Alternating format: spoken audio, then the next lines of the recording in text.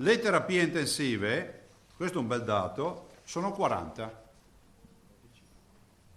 12 in meno, delle quali 12 positivi e 28 negativi. Quindi noi in teoria dovremmo dichiarare 12 persone Covid in terapia intensiva. La tabella a 7 zeri, uno per ogni provincia, che ieri sera ha fatto annunciare al professor Crisanti il traguardo del contagio zero, anche con un certo anticipo, è già stata corretta in mattinata. La precauzione è d'obbligo. I casi tornano a salire, ma sono meno gravi. Le terapie intensive continuano a svuotarsi. 7 nuove dimissioni soltanto ieri. I focolai sono contenuti e sotto controllo. Il Veneto mantiene le promesse e marcia sicuro verso un progressivo isolamento del virus.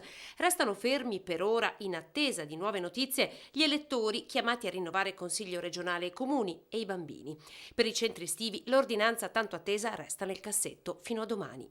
Abbiamo negoziato di fare una chiusura con le linee guida, noi ce l'abbiamo già, come è accaduto l'altra volta, ce l'abbiamo, se si riesce a chiudere anche assieme a tutte le regioni è finita lì, insomma. Si va verso una linea comune, la strategia vincente per il Presidente, così come è stata quella che ha spinto il governo verso l'apertura anticipata di bar, ristoranti e parrucchieri. Meno semplice sarà la partita delle elezioni, che ha spinto Zaia a scrivere anche al Presidente Mattarella. Risolto il tema di natura sanitaria, ce n'è uno di natura pratica. Votare a fine luglio o il 2 di agosto significherebbe garantire un periodo di preparazione delle liste e di campagna elettorale, un periodo sostanzialmente estivo ma non vacanziero.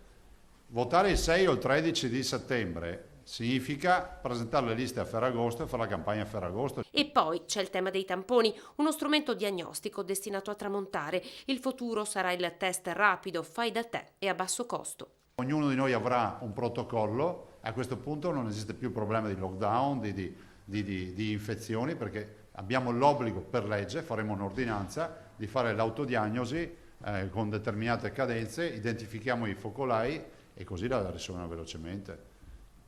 La mia idea è che i tamponi non andranno avanti a vita.